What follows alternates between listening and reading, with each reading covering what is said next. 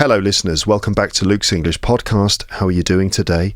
I hope you're doing fine. So it's time for another story episode. In this one, I'm going to tell you a story and help you to use it to learn English. That's the idea. Now, there are plenty of things that I could say in the introduction to this episode. I could talk to you about how you could use this story to improve your English, and I could teach you some bits of vocabulary that I feel that you need to know at the beginning before we get started. And I could say other comments and things, but you know what? I'm not going to do any of those things this time. Instead, I'm going to jump straight into the story as soon as possible. So what you could do is you could consider this to be a sort of mini test of your listening skills. Can you understand the story? Can you follow it? Can you deal with those moments when perhaps you don't understand certain bits of vocabulary? Can you follow it all the way through until the end? I will explain lots of things afterwards. After I've done the story, I'll explain quite a lot of stuff. I'll summarise what the story means in my own words. I'll discuss some of the themes of the story, and I'll also go through some of the vocabulary. But let's just get straight into it. One thing I should say is that, yes, this story was written by H.G. Wells. It was written and published over 100 years ago. But if you're worried about learning old-fashioned English, don't worry, because I've adapted the text of this story. I've updated all of the English. So the details of the story, the tone of the story is still the same, but I've changed the English to make it modern, up-to-date English, so you can be sure that the English that you can hear and read in this story is all the kind of English that we still use today. Okay, so old story, but modern English. Let's just get started straight away. You can find the text of this story, everything I'm reading, on the PDF for the episode, which is available in the description, right, in the episode show notes. Just under this episode, have a look in there. You'll see a link where you can get the PDF, where you can find the story text. But let's just go for it, okay? I'm going to start the story now. I'll read the whole thing to you. It's about 5,000 words long, so it should take me how long? 10, 15, 20 minutes to do the story, and then I'll explain a lot of stuff afterwards, okay? Right, so this is The Man Who Could Work Miracles by H.G. Wells. Here we go.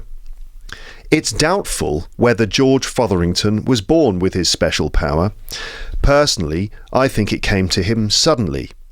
Up until the age of 30, he didn't believe in anything supernatural. In fact, he was a total skeptic. Now's probably the best time to describe him. He was a short man with bright reddish hair that stood upright, hot brown eyes, a moustache he liked to twist at the ends, and a face full of freckles. His name, George McWhirter Fotherington, didn't exactly sound like someone destined for greatness.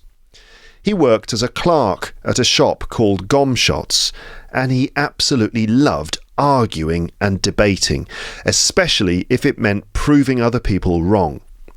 It was actually during one of those heated debates, while he was loudly insisting on this particular occasion that miracles were impossible, that he first realised something strange was going on. The argument took place in the Long Dragon pub. His opponent was Toddy Beamish, who kept responding to Fotherington's long-winded claims with a frustratingly calm, "So you say," which he did over and over again. It was enough to push Fotherington to the edge of his patience. There were a few others in the bar that evening, a dusty cyclist, the pub landlord Mr. Cox, and Miss Maybridge the barmaid, who was busy washing glasses with her back to the group. The others were half listening, half smirking at Fotherington's overconfident tone.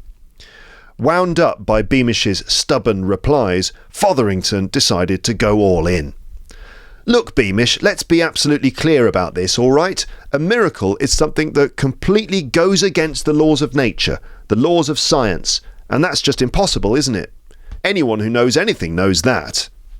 The only way a miracle could happen is if someone somehow willed it to happen with their mind. But obviously, no one has the power to do that, right? It stands to reason." "So you say," replied Beamish again, still calm and annoying. Fotherington turned to the cyclist, who hadn't said a word so far, and asked for backup. The cyclist gave a small, awkward cough and nodded in agreement. The landlord refused to get involved. But when Fotherington went back to Beamish, he was surprised to get a reluctant, "all right, maybe," to his definition of a miracle. "Great," said Fotherington, encouraged. He began to illustrate his point, even though it wasn't really necessary. "So, here's an example. See that oil lamp? Naturally, it couldn't be hanging upside down and still working, right?" "Well, you say it couldn't," said Beamish. "Oh, come on," said Fotherington. "You're not seriously saying it could?" Beamish gave in. "No, all right, it couldn't." "It would be ridiculous," said Fotherington. "Imagine someone walks up to that lamp, like me, and says, putting all their willpower into it, 'Turn upside down without breaking and keep burning steadily like this.'" He pointed. And then, all of a sudden, something incredible happened. The lamp, the ordinary, very real lamp, above the bar of the Long Dragon, flipped in the air and hung upside down, still lit, its flame pointing downwards. Everyone in the room froze. Fotherington stood there, finger raised, eyebrows scrunched, expecting it to fall and smash. The cyclist ducked and leapt across the room. Everyone else jumped in shock. Miss Maybridge turned around and screamed. The lamp just hung there for a few seconds, perfectly still. Then Fotherington gasped, "I can't hold it much longer," and stumbled backwards. The lamp flared up, crashed into the bar, bounced off, shattered on the floor, and went out. Thankfully, the lamp had a metal base, or the whole place might have gone up in flames. Mr. Cox, the landlord, was the first to say anything. And once you stripped away all the swearing, he basically called Fotherington an idiot. But Fotherington couldn't argue. He was too stunned. He had no idea how he'd done it. The others were furious. They all thought he'd played some stupid trick and smashed a perfectly good lamp in the process. He was now seen as a clumsy, irresponsible nuisance. His head spinning, Fotherington left the pub with no real fight. His collar was rumpled, his face was hot, his eyes watering from stress, and his ears were burning with embarrassment. As he walked home, he eyed every street lamp nervously, half expecting them to flip upside down too. It wasn't until he was alone in his tiny bedroom on Church Row that he could start to think clearly. He took off his coat and boots, sat on the edge of the bed with his hands in his pockets, and kept repeating, "I didn't mean for the bloody thing to flip, did I?" Then it hit him. At the exact moment he'd said those words to the lamp, he hadn't just spoken them, he'd actually willed them. And when the lamp floated, he'd somehow known it depended on him to keep it there, even though he had no idea how. Now, he wasn't the most deep-thinking man. Otherwise, he might have got lost pondering how someone can accidentally will something to happen. But the thought came to him in a simple, foggy sort of way. So, naturally, he decided to test it. Feeling a bit silly, he pointed at his candle and focused hard. "Lift up into the air," he said. To his astonishment, the candle rose, hovered for a second, and then dropped, bouncing off his dressing table and plunging the room into darkness. The only light left was the last faint glow of the candle wick dying out. He sat in the dark, frozen. "So it did happen," he whispered, "and I've got no clue how or why." With a deep sigh, he fumbled in his pockets for a match. Nothing. He checked his coat. Still nothing. Then he had a thought. If he could work miracles, maybe he didn't need matches. He held out his hand into the darkness. "Let there be a match in this hand," he said. He felt something small and light fall into his palm. A match. He tried a few times to light it, and then he realised it was a safety match, the kind that needs a special surface. Annoyed, he tossed it away. Then it occurred to him he could have just made it already lit. So he tried again. This time he said, "Let it be burning," and sure enough, it appeared on his table, flaring on the mat. He grabbed it quickly and it went out, leaving a little black scorch mark and a thread of smoke curling into the air. Now fully intrigued, he put the candle back in its holder, pointed at it and said, "You, be lit." The flame came to life instantly. He stared at it, then glanced at himself in the mirror, eyes wide, mouth open. He met his own gaze and asked quietly, "Still think miracles are impossible?" After that candle trick, Fotherington sat still for a while, just staring into the flame. His thoughts were all tangled up. The only thing he could be sure of was that somehow things happened when he willed them to. That was the key. But the strangeness of it all made him nervous. He decided not to try anything too wild until he'd thought it through a bit more. Still, he couldn't help experimenting. He pointed at a glass of water and turned the water pink. Then he turned it green. Then, with a bit more effort, he created a snail. A moment later, he panicked and made it disappear again. Then he made himself a brand new toothbrush, just for fun. By the early hours of the morning, he'd come to a conclusion. His willpower must be something truly rare and powerful. He'd always had a feeling there was something unique about him. Now, at last, he had proof. His fear and confusion was slowly being replaced by a sense of pride. He could do something no one else could. He even started imagining how it might benefit him. Then the church clock struck 1. As impressive as his powers were, he still had to be at work in the morning, unless, of course, he could will himself out of it. But that idea felt a bit much for now. Instead, he began getting ready for bed. While pulling his shirt over his head, he had a flash of inspiration. "Let me be in bed," he said. And just like that, he was lying under the covers. "Undressed," he added quickly, and then, in a nice soft woolen nightshirt. He stretched, smiled and sighed with contentment. "And now," he said, "let me fall asleep, nice and comfy."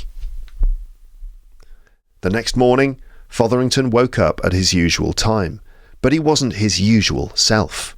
He sat quietly through breakfast, wondering if everything he remembered from the night before had just been a dream.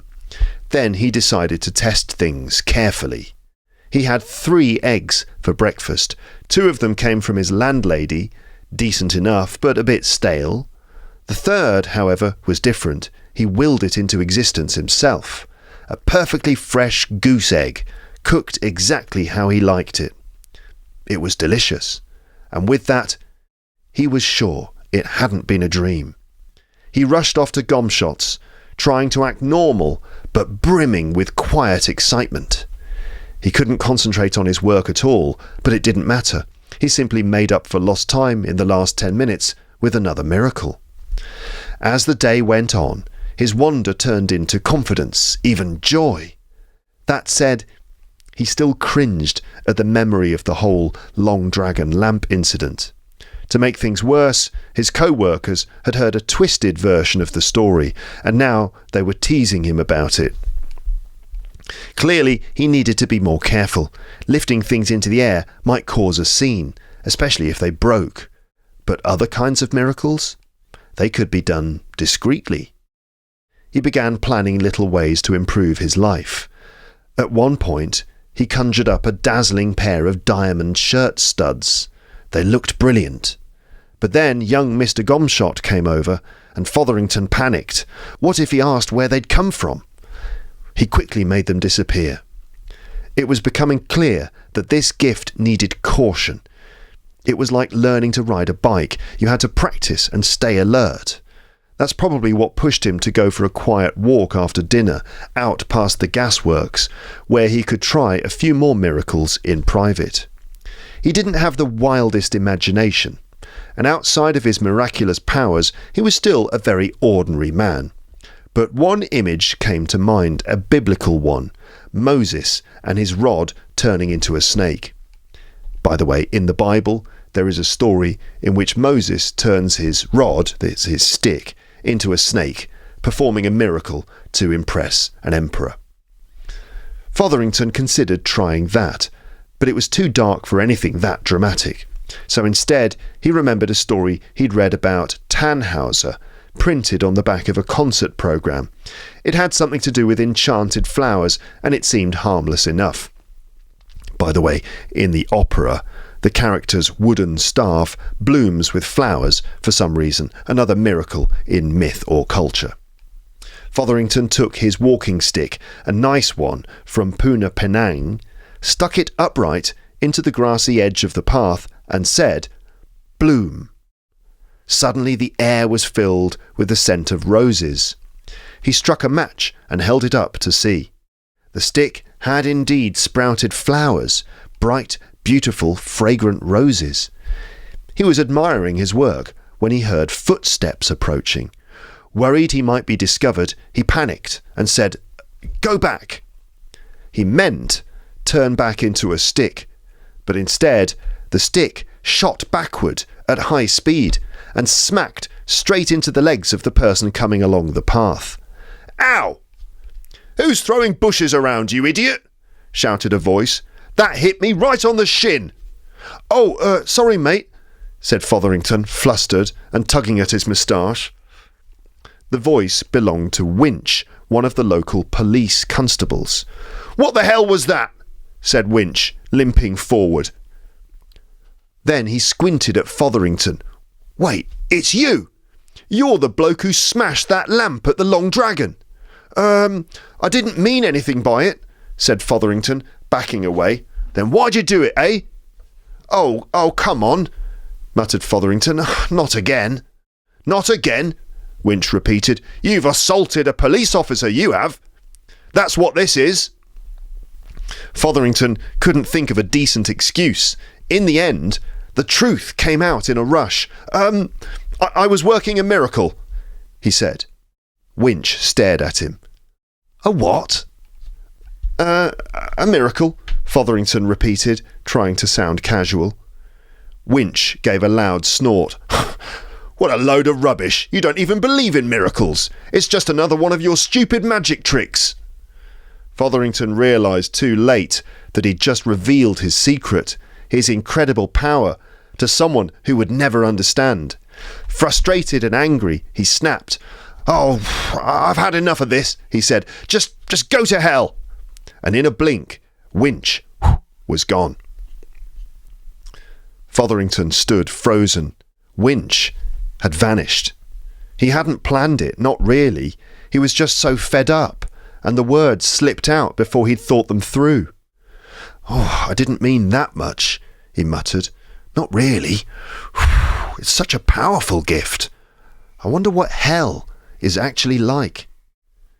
Feeling shaken, he trudged back to town, keeping his head down.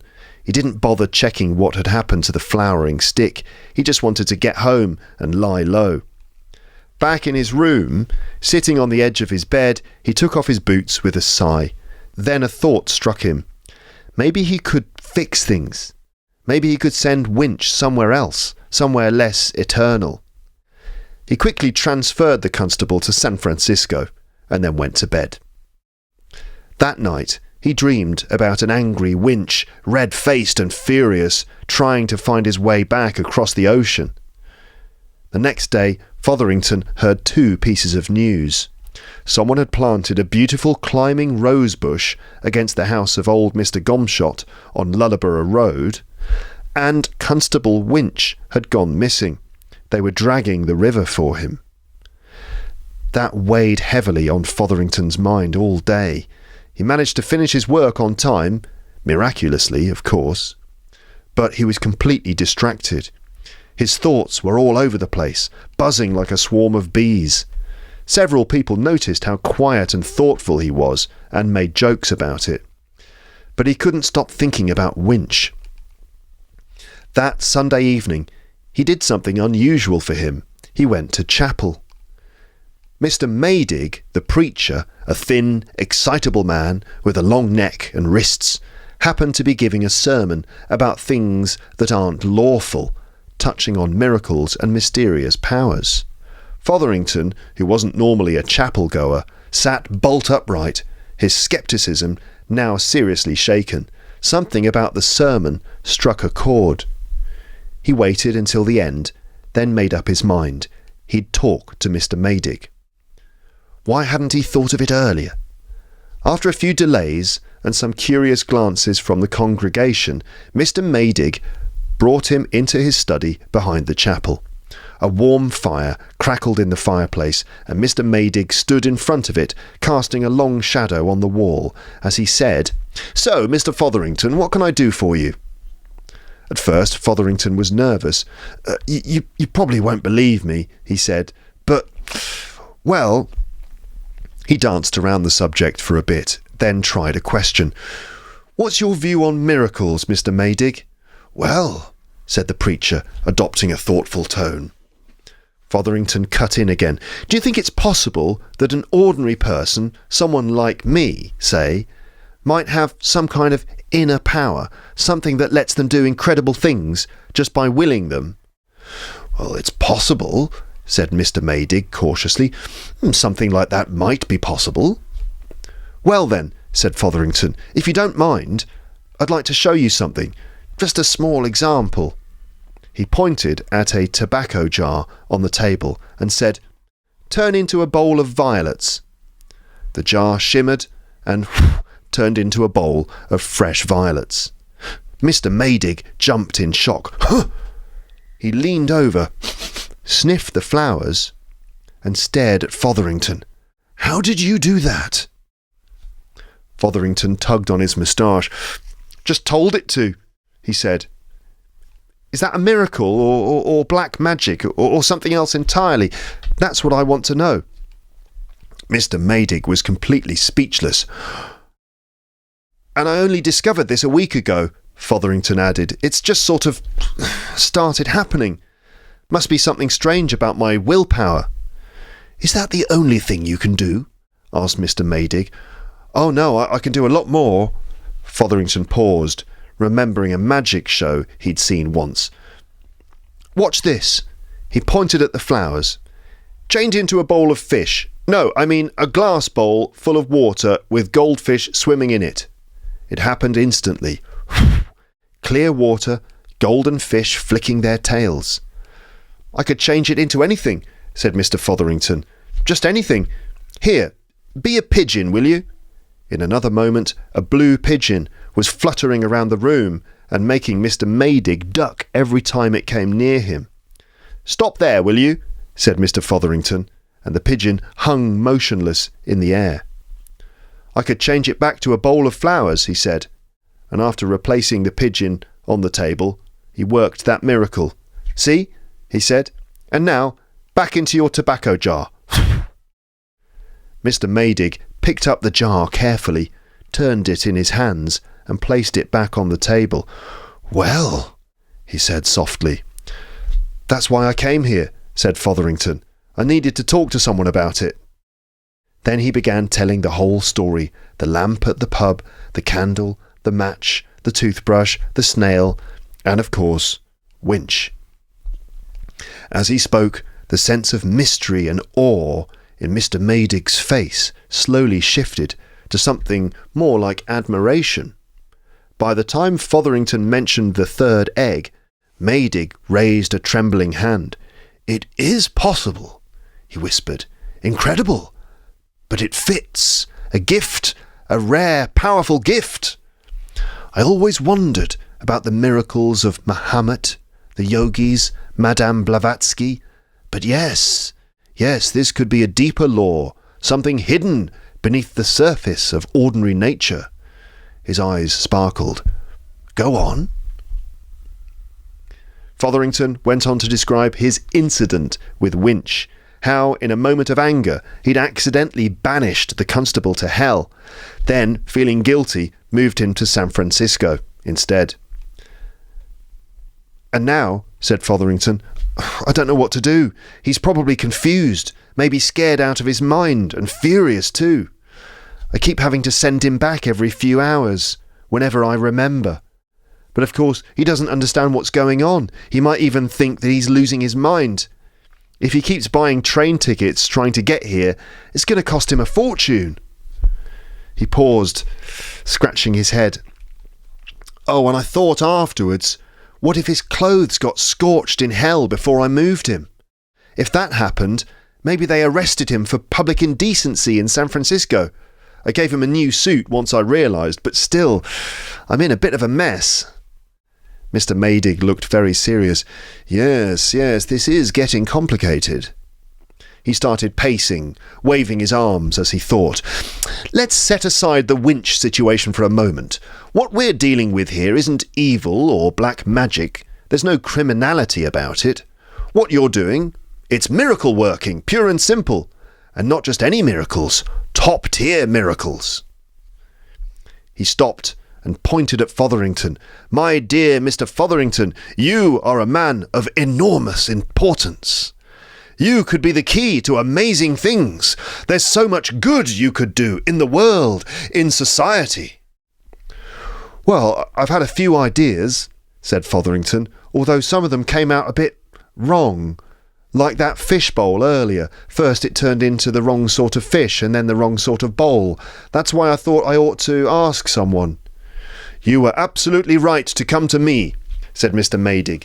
"Completely right. This gift, it's limitless. Let's test it. Let's really see what you can do." And so, incredible as it may sound, on the evening of Sunday the 10th of November, 1896, in the small study behind the Congregational Chapel, George Fotherington, urged on by the wide-eyed and excitable Mr. Maydig, began performing miracles. At first, they were small ones, the kind of tricks spiritualists or stage magicians might pretend to do, turning teacups into flowers, making the fireplace flicker green, floating sugar bowls. Mr. Maydig watched in awestruck silence, occasionally whispering, "Extraordinary" and "remarkable." Fotherington wanted to deal with the winch situation right away, but Maydig stopped him. "Let's begin with the easy stuff," he said. "We'll work our way up." As they continued, their confidence grew. Soon they were chatting excitedly like old friends, planning all the good they could do. Eventually they moved into the dining room. Dinner was set, but it was miserable, a cold, dry bit of meat and a couple of stale biscuits. Mr. Maydig sighed. "My housekeeper, Mrs. Minchin," he said, "isn't exactly a culinary genius." Fotherington looked at the table. "Would you mind," he said, "if I fixed this?" "By all means. What would you like?"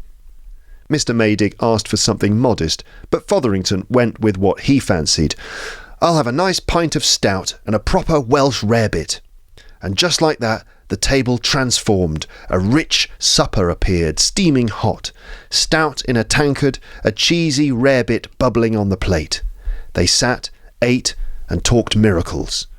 After a while, Fotherington looked up and said, "You know, maybe I could help you with Mrs. Minchin." Mr. Maydig looked uncertain. She's a bit sensitive, truth be told. Doesn't take well to being told what to do. And it's nearly midnight. She'd be asleep by now." Fotherington thought it over. Couldn't I just improve her a little while she sleeps?" At first, Maydig resisted the idea. It felt risky. But eventually he agreed, cautiously. "Well, OK. I suppose so." Fotherington whispered the command that Mrs. Minchin should become a better, kinder, more thoughtful woman. They returned to their meal, both a little tense now, listening for any sign it had worked.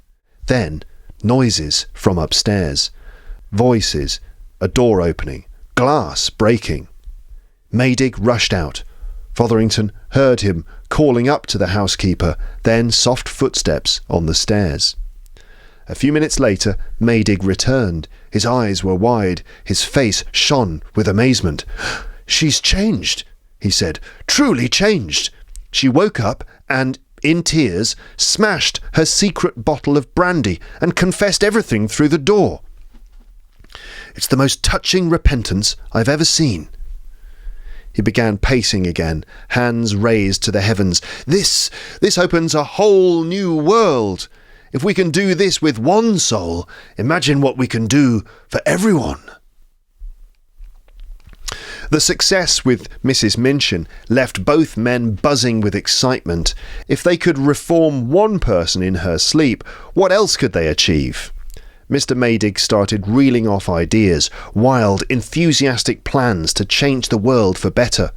He wasn't just talking about fixing a few local problems. He meant global reform, a moral revolution, ending vice and misery, uplifting all of humankind. Fotherington, still chewing on the last bite of his rarebit, nodded along. Seems like there's no limit," he said. "And about Winch?" Yes, we'll sort Winch out in good time," said Maydig, brushing the issue aside. He was too excited to focus on one missing policeman. "This is about everything, Mr. Fotherington, the whole world."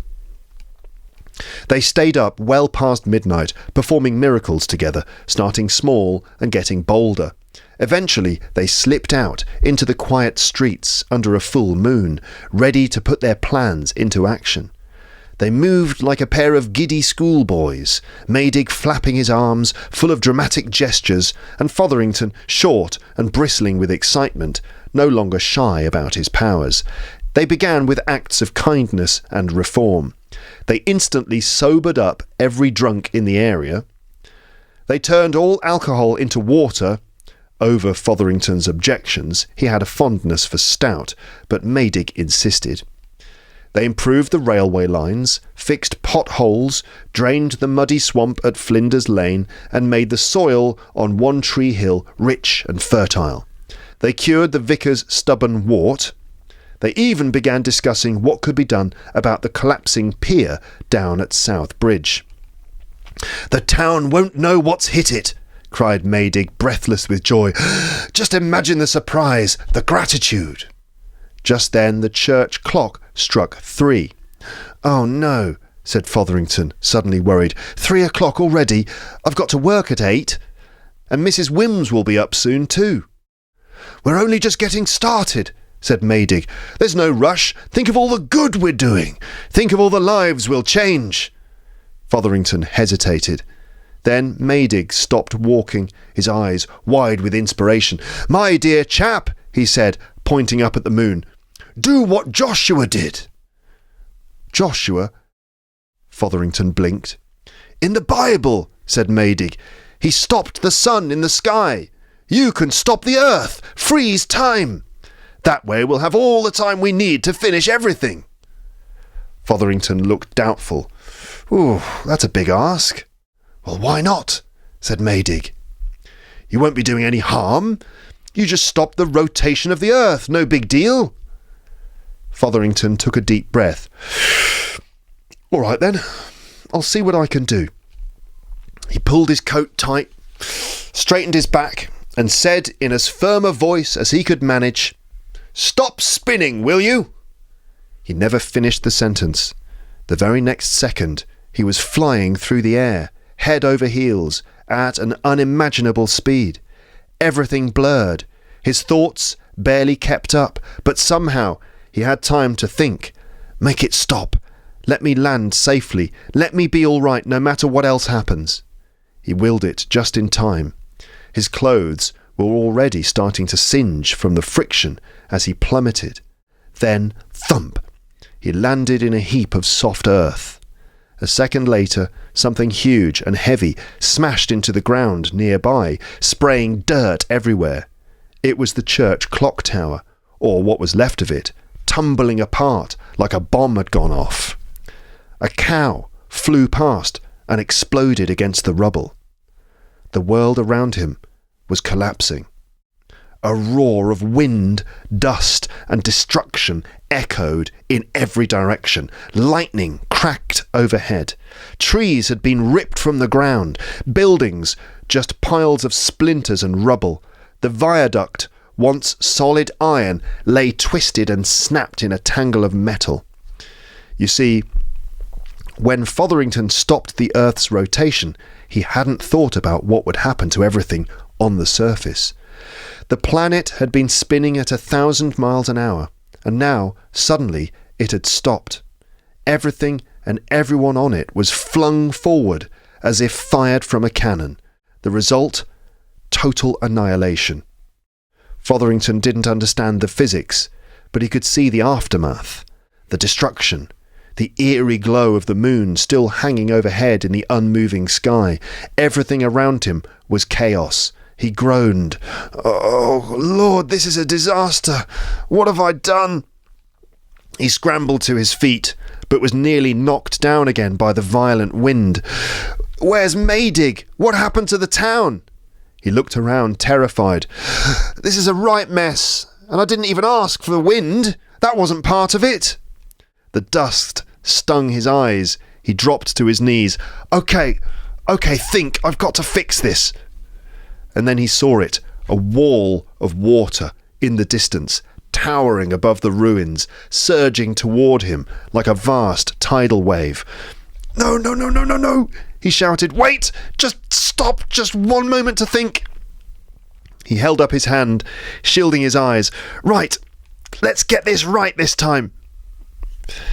Fotherington crouched in the dirt, bracing himself against the roaring wind. The giant wave was still coming, a wall of water crashing toward him through the wreckage of the world. He could barely think, barely breathe. "Right," he muttered, gritting his teeth. "Let's do this properly." He took a deep breath, planted his hands in the earth for balance, and shouted into the chaos, even though his voice was almost drowned by the gale. "Let nothing I'm about to order happen, nothing at all, until I say off. Got that? No changes, no miracles, not until I say so." The wind howled, the sky cracked with thunder, and Fotherington kept his eyes squeezed shut. "Okay," he said. "Here's what I want." His voice was shaking, but his words were clear.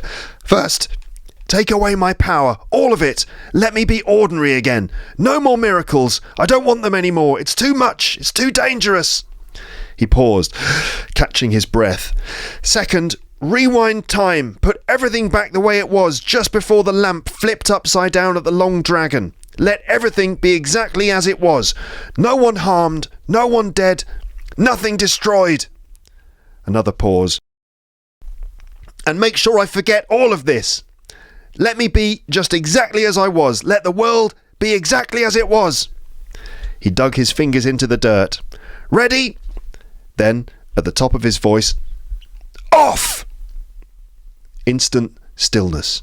No wind, no sound, no pressure. Fotherington opened his eyes. He was back in the bar of the Long Dragon, standing just as he had been at the beginning of the story. He was talking to Toddy Beamish. The barmaid was still washing glasses. The dusty cyclist hadn't moved. The lamp hung, perfectly normal, above their heads. And he remembered nothing. That entire wild adventure, the floating lamp, the fish, the roses, the smashed world, it was all gone from his memory, wiped clean. Because Fotherington, now without his miraculous powers, had restored everything. And so the conversation picked up exactly where it had left off. "I'm telling you," said Fotherington, "miracles are impossible. They can't happen. Not properly, and I'll prove it if you like." "Well, that's what you think," said Beamish. "Prove it then." "All right," said Fotherington. "First, let's be clear about what a miracle actually is. It's something that goes against nature, caused purely by willpower." And off he went, arguing just as assertively as ever, blissfully unaware that for one extraordinary night he had been the man who could work miracles, and he'd brought about the total destruction of the earth and everything on it, including you. The end. Well, there you go. That is the story of the man who could work miracles. It actually took a little bit longer than I thought. I thought it would take me about 15 minutes or something, but it was longer than that. But so you made it then. You made it all the way through to the end. And, well, what was that? What did you think of the story? Leave your comments in the comments section. I've got some questions for you. So first of all, what did you think? Do you think the story has a deeper meaning? Did it end in the way you expected? What did you think? Now, I have to just make sure that you've understood that. Of course, you won't have understood everything, depending on your level of English, of course. There will definitely be details that you didn't get, probably specific bits of vocabulary. But the aim, the idea of this episode really is was to give you something to listen to allow you to just practice your general listening skills. But we can get into some details in a little bit. First of all, though, I need to just summarise the story. I think you probably got most of it, I'm guessing. But here it is anyway, kind of a summary in my own words. So it's about this guy called George Fotherington, who was not especially extraordinary in any way, of an ordinary man really. He worked as a clerk at a shop. That just means that he was an office worker doing general office work, nothing in particular really. And he was the sort of person who liked having debates about things. He liked discussing, debating and arguing. And also he was a skeptic, right? Someone who didn't believe in supernatural things, or didn't believe in probably religious things, divine powers, the powers of God, or the idea, or things like miracles. And we meet him at the beginning of the story. He's in a pub and he's having a discussion with someone. There's a few people around, and he's probably, I think he's maybe a slightly stupid character, maybe slightly irritating character, someone who perhaps likes the sound of his own voice and is very sure of his own opinions and likes to debate things, especially if it gives him a chance to prove other people wrong. And he's a skeptic, right? And we all know skeptics.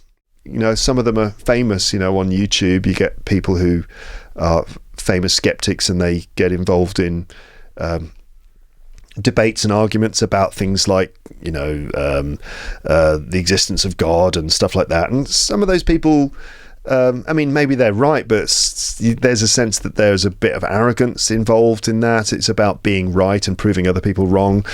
Or maybe Fotherington is just an amateur skeptic, an amateur debater.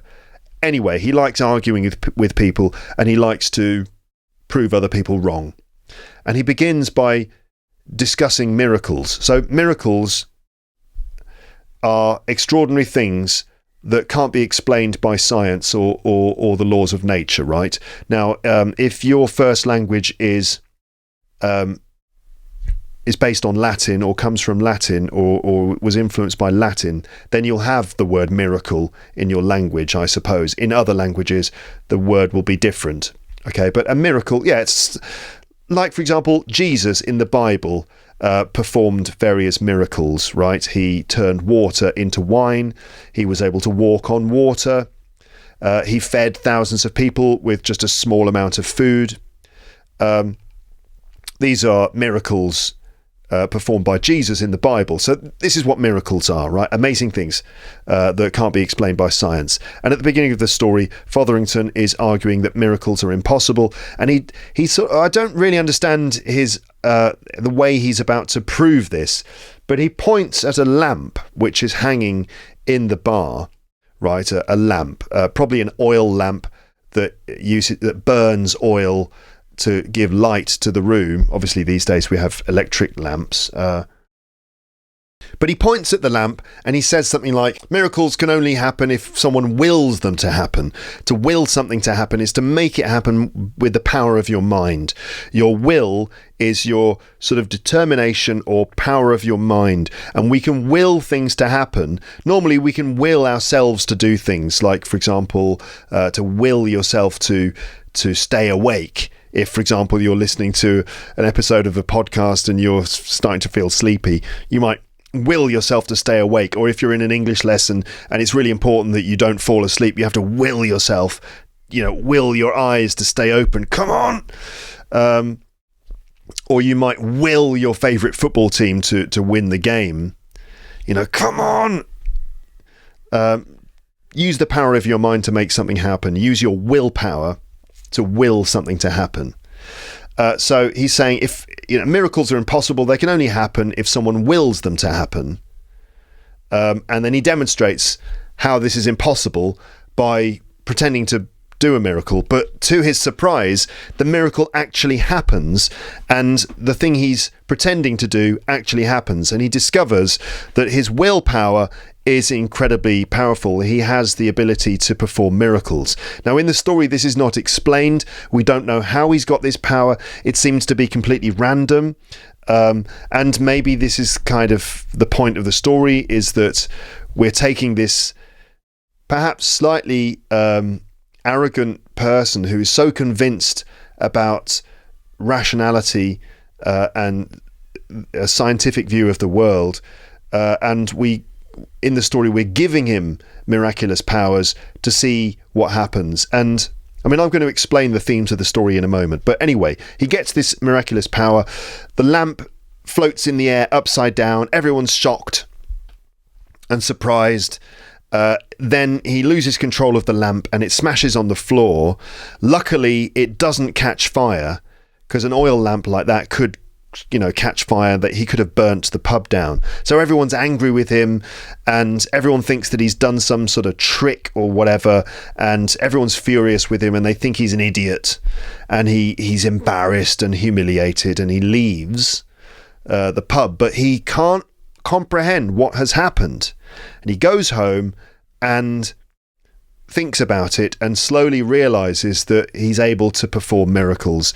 And so he starts experimenting. And because he's not the most imaginative person, all of the miracles he does are quite small, stupid ones, like creating a snail and then getting worried and then making the snail disappear. He's an ordinary, slightly stupid man who's been given this extraordinary power. We don't know why. There's no mention of this coming from God. There's no mention of it being God's work or anything. In fact, it seems to be completely random. Anyway, he experiments with it, and he kind of realizes that he can put himself into bed quickly. All of the miracles he performs are pretty unimaginative and small scale things. But then the next day he goes to work and he's distracted by his miracles. He doesn't really get any work done, but he uses a miracle to kind of get all of his work done in the last 10 minutes of the day. And then he decides that he needs to be careful about his miracles. He can't just be performing them, because if other people notice, they might not understand. And he decides that he needs to keep it secret.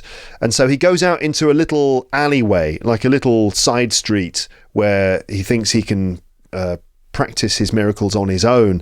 And because he doesn't really know what kind of miracle he should perform, he remembers the story from an opera that he read about once, in which one of the characters performs a miracle by turning their stick into a flowering tree. And so he puts his stick in the ground and makes it blossom with roses, and he's kind of amazed by this. And then he hears someone coming, and he tells the stick to go back, meaning go back to normal, but he gets it wrong, and the stick goes flying back, and it hits this person who is approaching, hits them in the legs. It's dark at that time, so they can't see each other very clearly, but the stick flies quickly and whacks the guy in the legs. It turns out this is a police officer, and he's angry. He's saying, "You've just assaulted a police officer. What are you doing?" And the police officer realizes that it's Fotherington, and he has heard about what Fotherington did in the pub, and the police officer is not very happy with him, and Fotherington isn't really able to think very quickly, and he gets angry as well, and he doesn't know what to do, and he just says to the police officer, "Oh, go to hell," which is the sort of thing you might say, meaning, "Oh, go away." he says, go to hell, and Winch, the police officer, disappears. So, of course, he's just sent him to hell.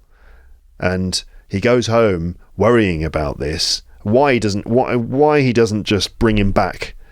But he's worried that if he brings him back, then the policeman is going to be angry with him and he's going to come looking for him, and he doesn't know what to do. So he's worried that Winch is in hell and he doesn't know what that's like and how that might be. And so he sends him to San Francisco, which is, I suppose, somewhere far away. But he's worried, he doesn't know how to deal with that, and he's worried about Winch, and he thinks that maybe Winch will be furious and he'll be trying to get back from San Francisco, so he keeps having to send him back.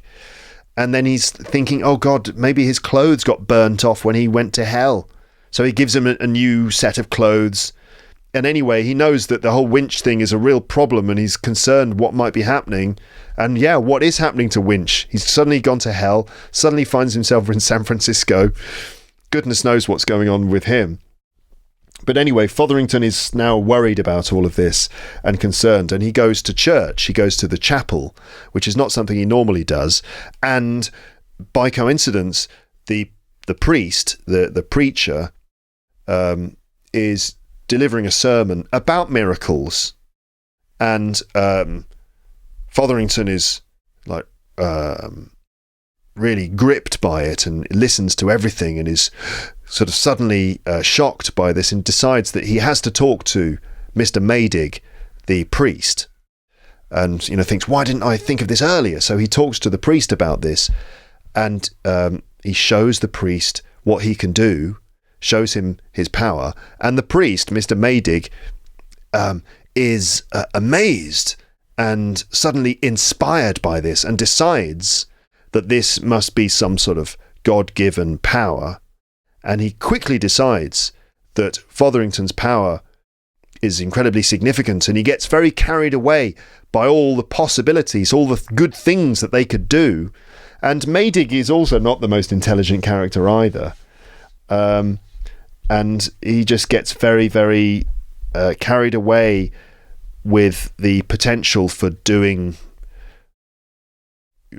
for what he calls doing good. And this means reforming everyone's soul, saving everyone in this sort of like small-minded Church of England kind of way, making them stop drink alcohol, or doing other things, improving the town. So they fix a bridge, they do lots of little things in the town, slowly performing bigger and bigger miracles. And then they realise it's 3:00 in the morning, and Fotherington, still quite small-minded, panics and goes, "Oh, I've got to be at work in the morning." He doesn't realise that he could just, he's got power to do absolutely anything. He doesn't need to go to work anymore, but he's still worried about getting to work on time the next day. And Maydig, who perhaps is slightly more broad-minded or slightly more imaginative, says, "Oh, well, you could just stop time. You could," and he refers to Joshua, I think, is another character in the Bible who I think makes the sun stop in the sky or something like that. He says you could stop time, just stop the earth from spinning and stop time. Yes, and that's what Fotherington does. But of course, if you stop the earth from spinning, what actually happens is that everything on the surface of the earth is destroyed, because the earth is spinning at 1,000 miles an hour, right? And if you suddenly stop it, everything would fly forwards, in the same way that if you're driving in a car at 100 miles an hour and bam, you suddenly hit a brick wall and the car stops instantly, everyone in the car goes flying through the window, right? If the earth is spinning at 1,000 miles an hour and suddenly boom, it stops, then all things on the surface would just go flying forwards, which is exactly what happens. Everything goes flying forwards, total chaos. All the trees are uprooted, all the buildings are just turned into rubble. The clock tower goes flying through the air.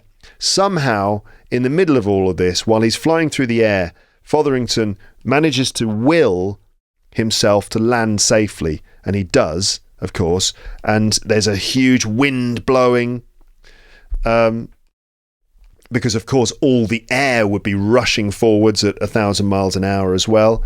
And he kind of looks up and a cow comes flying past him and explodes against the ground, I think.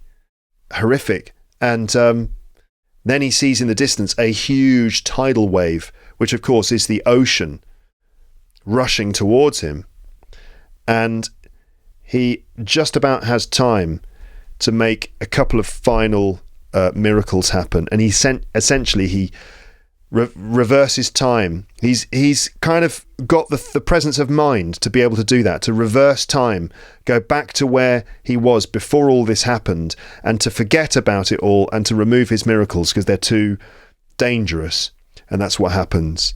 And everything goes back to where they were at the beginning. He's in conversation. He's still debating with Toddy Beamish in the pub, except now he doesn't have his power anymore and he doesn't remember anything. And so for just one night, the world was completely destroyed. Everyone on it was killed for one night. But of course, none of us realise that even ever happened. So there you go. That's pretty much what happened. Hello, let me just interrupt myself here. It's actually the next day at this moment that I'm recording this part of the episode. It's the next day, and I've decided to keep recording in order to add some more stuff to this episode, just to make sure that you're getting all of the added value that you may have come to expect from episodes of Luke's English podcast. So I'm going to add some more stuff in this kind of second part of the episode. Before I do that, I just want to know, well, first of all, I want to just check in with you. How are you doing? Are you doing all right? How's the episode for you at this point? And I'd like to encourage you to share your comments in the comment section. What is your interpretation of this story? Now, certainly on one level, it's just a kind of a fun, humorous, light-hearted story with a kind of a funny twist at the end, an unexpected twist at the end. But also, there are deeper meanings and more interpretations that we can read in this story. What is the author trying to say? What is it that makes this interesting? When I first read this story and I discovered it in that book of short stories, which I talked about a couple of years ago. It's a book that I discovered in a lending library in a supermarket in England. I spotted the book. It was like this very old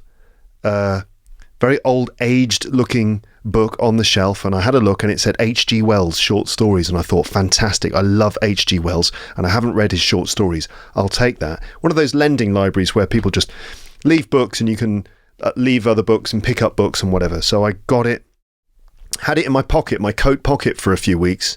I talked about this on the podcast a couple of years ago, and one day at lunchtime, I found myself in that lovely square in Paris next to the fountain that I talked about, and I sat and I read from that book, and I really enjoyed the stories, and this is one of the stories that I discovered in there. Now, the original text might be worth reading, actually, because, you know, the text I read to you was adapted and modernized. The original text might be interesting for you to read as well, just as a comparison, so you can compare the old-fashioned language, which is actually more complex but old-fashioned, and the version in this story. So that could be kind of an interesting exercise. But anyway, when I read it, I was really how do you describe this? I was really kind of gripped, and it really got my imagination. I just absolutely loved these stories because they were so kind of unexpected, but also they felt very fresh. H.G. Wells wrote this work over 100 years ago, but he's very well known. He's famous, H.G. Wells. He's very famous as an author for being ahead of his time. And he kind of almost invented the science fiction genre before it even existed. He was one of the first people to write this kind of very imaginative work. And he also wrote other things. Later in his career, he wrote one book which is full of genuine predictions about the future of humanity and the future of human society. And it's really, really interesting to read how accurate his predictions were. So a very interesting writer in the sense that his imagination was based on a sort of scientific understanding of the world, and he, using that understanding, was able to see how things might go in the future. But this story, of course, is a sort of interesting combination of seeing the world from a rational scientific point of view, which is what Fotherington does at the beginning, and he's a little bit arrogant about that. You know, he loves to argue that the superstitious or supernatural thinking or religious thinking, belief in miracles, is obviously untrue, and he's very sure of his opinion. And then, on the other hand, obviously in the story there's this miraculous element which completely disproves his worldview. So it's an interesting mix of these ideas. But anyway, I'd like to read your comments. I'd like to know your thoughts. So please do write some things in the comments section. First of all, what is your interpretation of this story? Do you think there's any kind of deeper meaning? Is there any symbolism? What does the story mean to you? Does it make you think about the world in any way? Does it make you think about things like a rational point of view, a more superstitious point of view, or about maybe human actions and the impact that humans might have on the world if given a lot of power?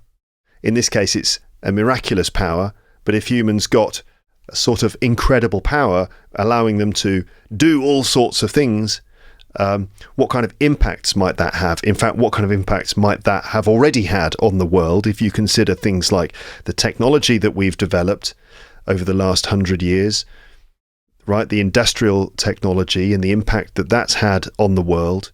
And now, of course, artificial intelligence and the power that is at our fingertips, but what the consequences might be of us using that in a perhaps unwise kind of way. So anyway, what's your interpretation of the story? Do you think there's any kind of deeper meaning, or is it just a fun, light-hearted story? Let us know. Another thing I'd like to know from you is, how do you use an episode like this, or how do you use a story like this to improve your English? Now, do you just listen to the story and just enjoy it, which is fine? So here are some options of things that you might do. And the good news is that all of these options are good things to do. So do you just enjoy the story, just listen to it or read it once? Or do you listen to it and then find the PDF and read the story as well? So you listen and read. Do you kind of go into the text and start to analyze the language in any way? Do you pick out bits of vocabulary and research them, and maybe use something like ChatGPT or online dictionaries to make sure you've understood those phrases, to understand the way that they fit into sentences, maybe do some practice exercises with them, record them in your vocab notebooks and things? Do you actively work on your vocab with these stories? Do you repeat after me? Are you doing any kind of shadowing or anything like that with these stories? Now, obviously, this one was quite long. It took, about 30 minutes, 40 minutes to read the whole thing. So shadowing all of that will be a difficult thing, but that's okay. You can just focus on a section of the story. And, maybe you speak out loud after listening to a story like this. You can do what I did just now, which is to summarize the story in your own words. All of those things are really good things to do. And so if you do any of those things, that's great. But anyway, share if you have any kind of method, even if it's just, I just listened to the episode, Luke, that's it. Even if it's just that, let us know in the comments section. And thirdly, on the subject of vocab, as you listened to this story, or maybe read it as well at the same time, was there a lot of vocabulary that you didn't know? Did you notice sort of new words and phrases, or were there moments when you didn't really understand a certain detail because of a certain word being used? And so was there vocab that you didn't know? And when you encounter new words or unknown words or phrases, what do you do? So again, some more options. And again, the good news is that all of these options are good things to do. So do you, when you come across new words, do you just keep going? In this case, keep listening to the story and not get too worried about the bits you don't understand. Just focus on the bigger picture, just focus on the general understanding and just keep listening to understand the main story. Do you do that? Or do you, when you encounter new words and phrases, do you actively try to guess what they mean? By maybe looking at the sentences around the word, the other words around it, looking at the grammar, working out the part of speech, trying to quickly make a decision about whether this is, let's say, a good thing or a bad thing, or what the meaning of the word or phrase might be. Do you actually actively guess the meaning of unknown words, which is a very good skill to practice and to develop? To an extent, you could say that you develop that one almost subconsciously. It's a natural process. When you read and listen a lot, when you come across new language, you naturally sort of like start to fill in the blanks and you get a general sense of what a phrase might mean. But anyway, do you guess new words or do you check words? So when you come across something new, do you stop and use a dictionary? For example, an online dictionary like dictionary.cambridge.org. Do you stop and use a dictionary to check the meaning of new words? Or do you let most of the words go, but maybe check the ones that seem to be important? Like if there are words that often come up and you just sort of stop and think, wait a minute, what does that word actually mean? And then check it. So what do you do when you come across new words? Just carry on? Do you guess what they mean? Do you check all of them? Do you just check some of them? What do you do? So, interpretation of the story, how to learn English with these stories, and new vocabulary. These are actually things that I would like to talk about right now in this part of the episode, okay? So we'll start with meanings and interpretations of the story. What does this story really mean? Here are my thoughts, okay? And I'll just run through these reasonably quickly. So this is a satirical fantasy story exploring what might happen if an ordinary person suddenly gained godlike powers. So it's a satirical story. It's satire. Satire is work, normally humorous work, like stories or comedy shows or films. So this is a satirical story. Satire then, yes. Comedy, let's say, or humorous work, which also aims to kind of criticize something, maybe criticize something in society. Often satire criticizes politics or politicians. In this case, this story seems to satirize something about human nature or something relating to human attitudes towards the world, you know, rationalism, the scientific view versus a more perhaps supernatural, spiritual view of the world, you know, and sort of seeing what happens when these things collide with each other, or at least when a rational person when a rational person finds that they have miraculous powers, how their worldview is challenged, and, you know, stuff like that. So it's humorous and light on the surface, but there are deeper meanings as well. I wanted to talk again about H.G. Wells, the writer, who I'm such a huge fan of his work, as you can probably tell. But I wonder how Wells came up with this idea, for this story.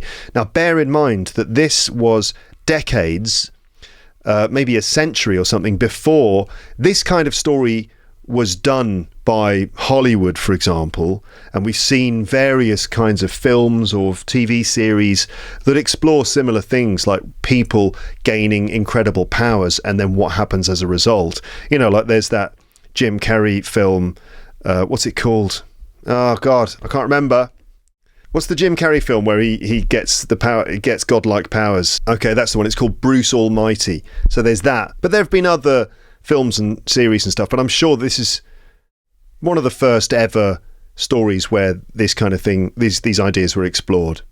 But how did he come up with the idea?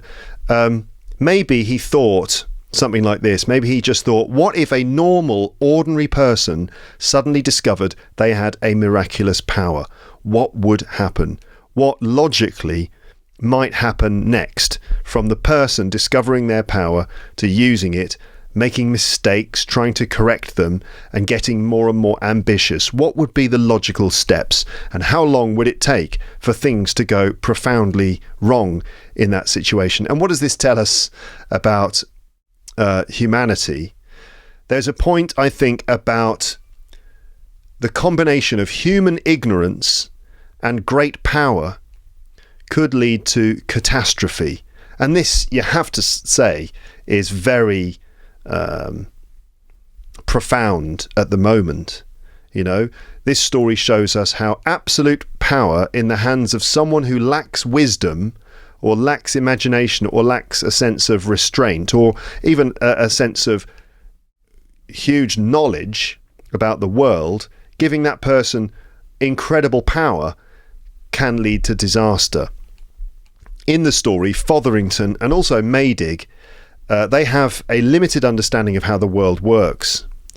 Fotherington doesn't really understand basic physics, and as a result, he doesn't know how to use his power responsibly, and he brings about the end of the world, or at least at the end of human civilization, which of course makes me think of that quote from Spider-Man, with great power comes great responsibility, which is what Spider-Man's uncle tells him. It's part of the Spider-Man canon, you know.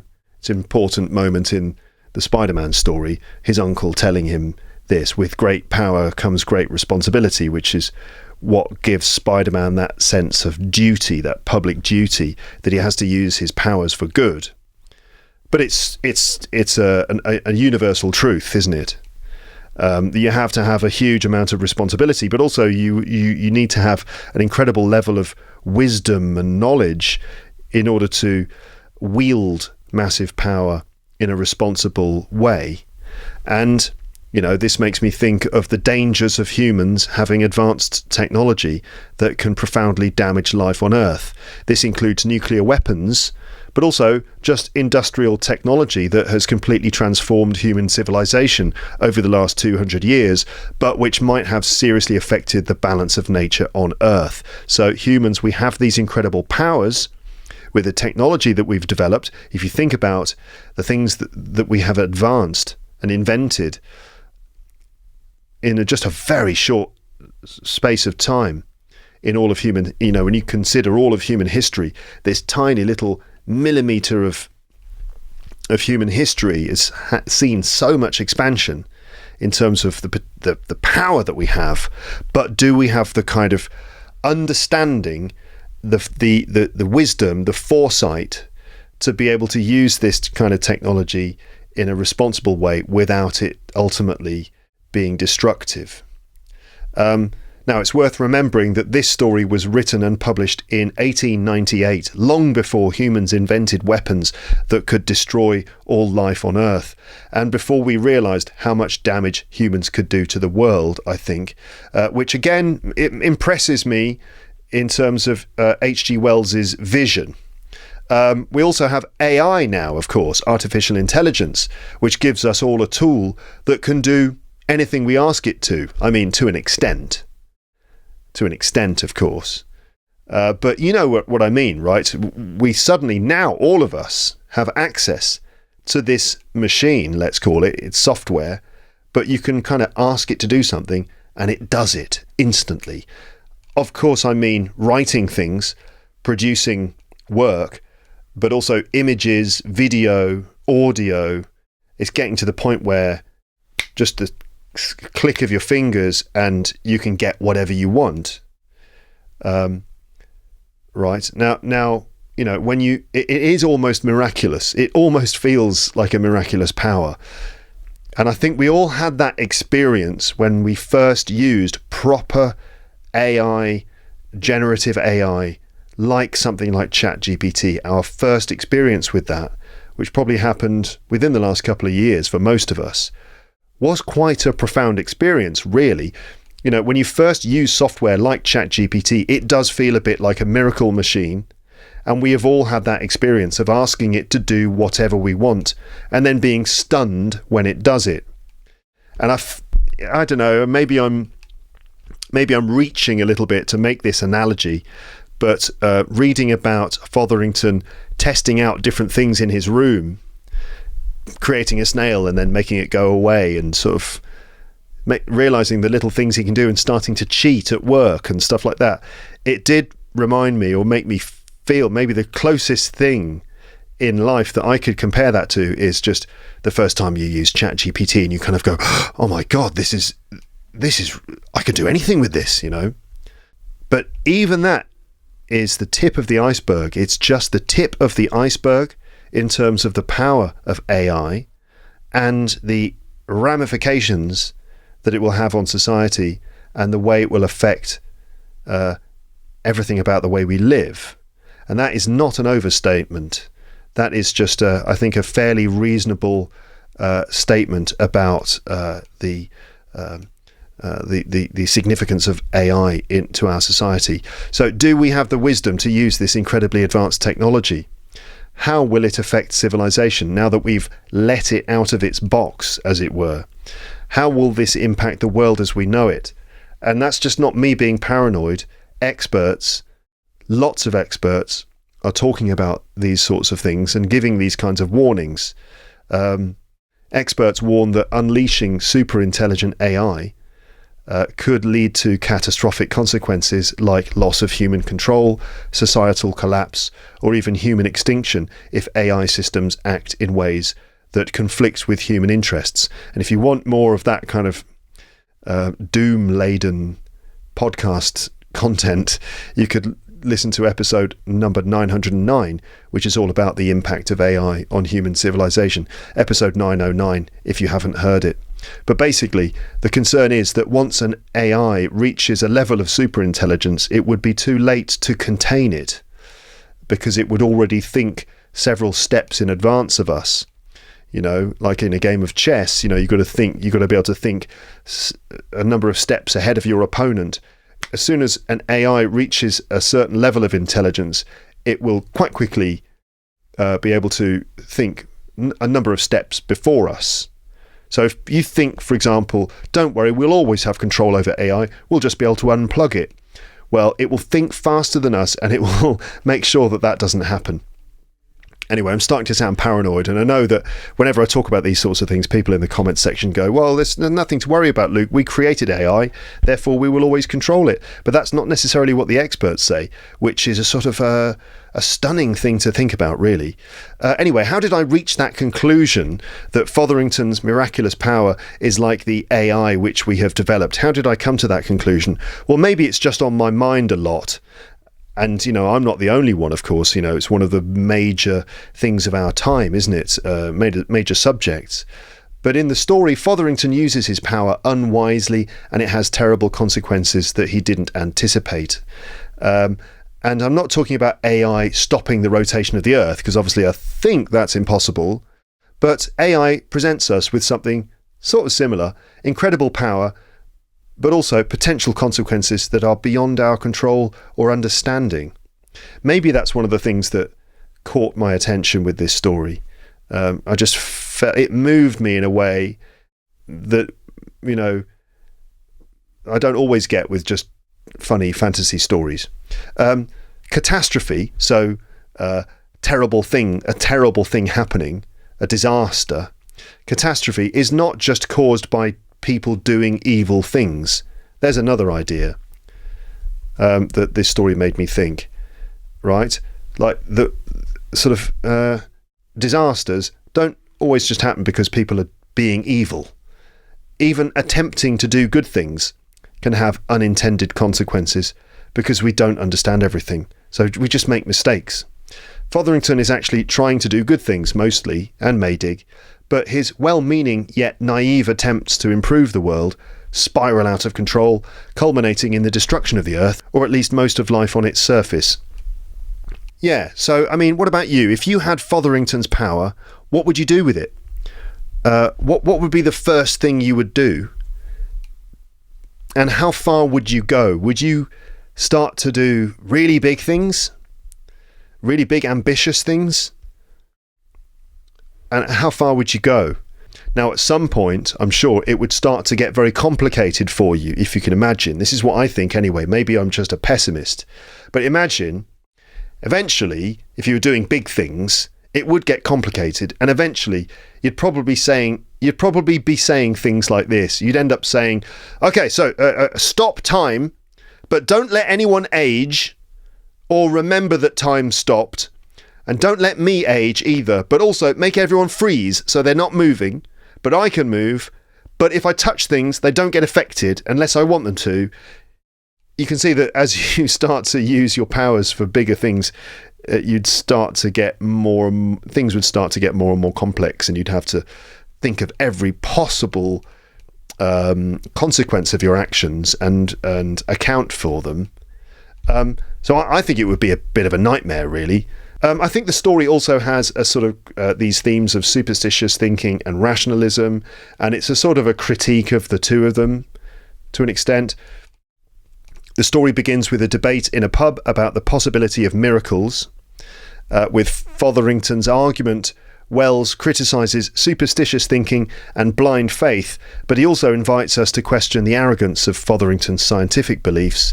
So Wells, somehow manages to criticise or satirise both viewpoints.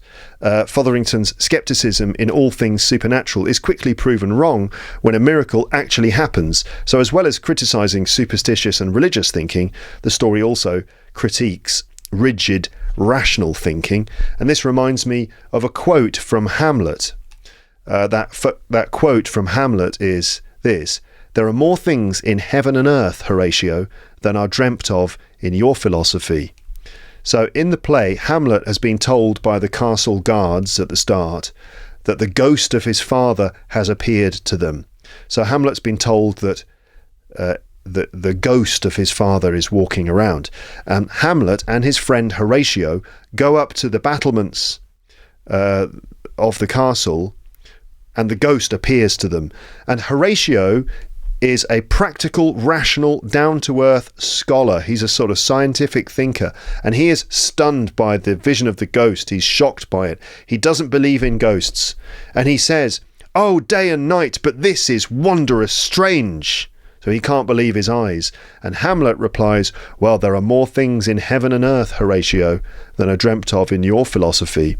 And he's suggesting that human imagination is limited, and that there are many things we don't know, including things that haven't been discovered, and in fact things we haven't even dreamt of. So even science, or a scientific rational view of the world, isn't quite sufficient, that there is a lot more to the world than this viewpoint.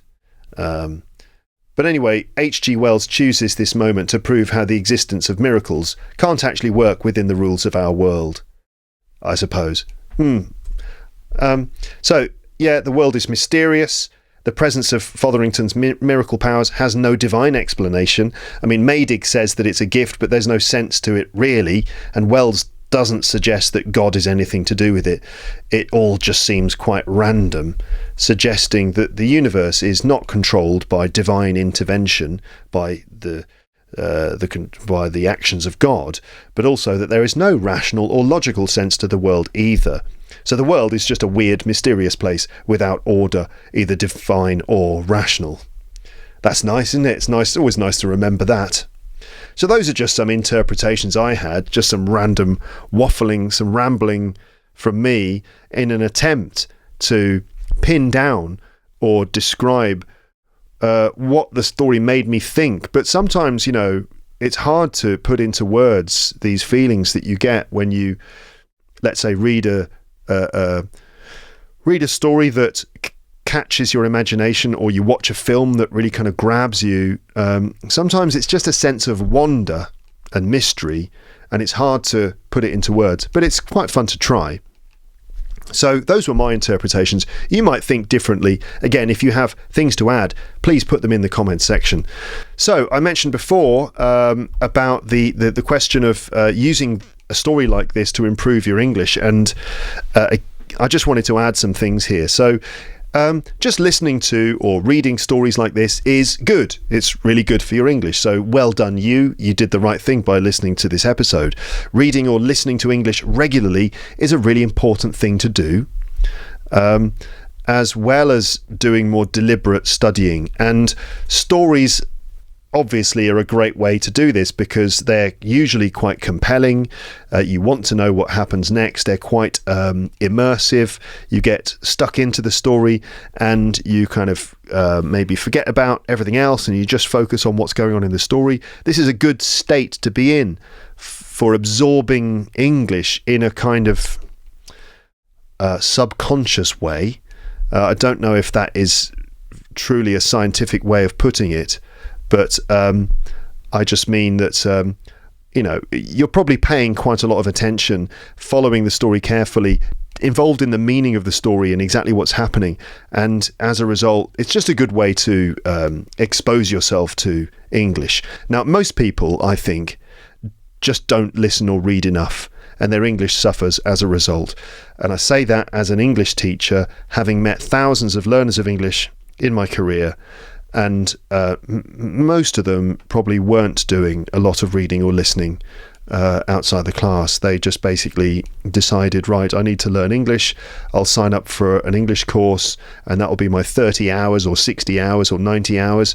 And that'll be me, And obviously that time in the classroom with me and the other students or whoever the teacher was, that's obviously very valuable and very good.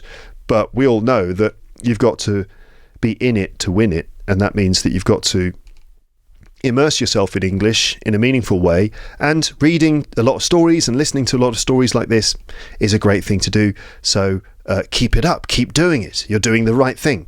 One of the reasons people don't listen or read enough in English is because they don't understand everything, right? And they don't like the experience of reading or listening to something that they can't completely understand. But being able to tolerate uncertainty or being able to tolerate not understanding things is an important skill in learning English. So relax, you won't understand everything, but just try to follow what you're hearing or reading. And doing that is a good exercise. And the more you do it, the more you're able to understand. So again, keep it up. You're doing the right thing. Well done you. Give yourself a good pat on the back for doing the right thing for your English.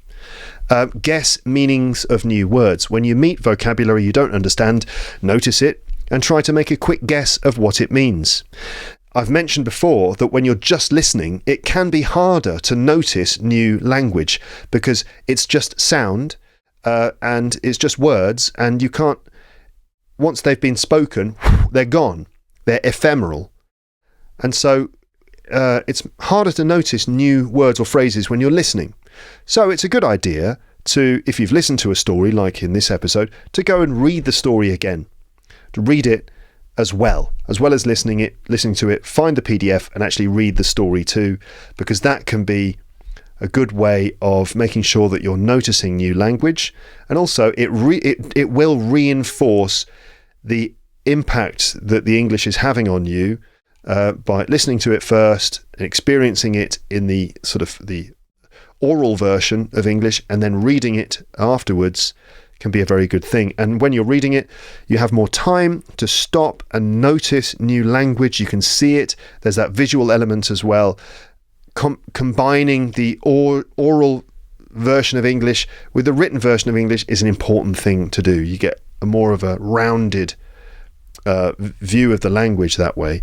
Try to work out the grammatical part of speech of any new words. Is it a noun, a verb, adjective, adverb? What function is it having in the sentence? When you get familiar with these basic structural ideas, the syntactic sort of building blocks of English, when you just understand the grammar of the word or phrase that you're trying to understand, when you get that, then that goes a long way in helping you to understand how that vocab works, and also consider the context of the grammar and meaning around the word. For example, deciding if it's a phrase, if this word is part of a fixed phrase, is it a phrasal verb like point out, something like that. It's not just point, it's point out. So decide if it's a phrase, or if the meaning is generally negative or positive. making these little inferences, even if you're not completely perfectly guessing the meaning, just taking these extra steps makes a big difference. So is it noun, verb, adjective or adverb? Read around the word, try to decide what is being described, if it's positive or negative, if you could perhaps use another word there, and if the sentence will still make sense. By doing these things, you're just pushing things a bit further, applying yourself a bit more, going from passive learning to a more active learning process.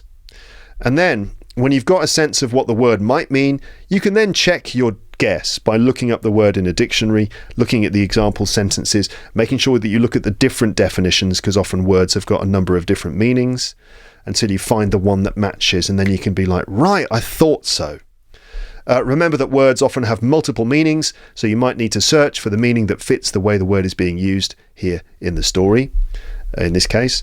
And also, words often exist in phrases, so you might need to search for a phrase rather than an individual word. And when you're using online dictionaries like dictionary.cambridge.org, often it'll present the words it'll present phrases underneath. Get to know the way that dictionaries organise information. They often are there to, they're there to help you, and they will often provide phrases in neat lists, so you can see, this is not just point, this is point out, for example. Point something out means to identify it or bring someone's attention to it, by the way. Is it a phrase or an individual word? Are there prepositions or other nouns attached to it, for example? What are the collocations? And also, always look for more examples to help consolidate the meaning of new language.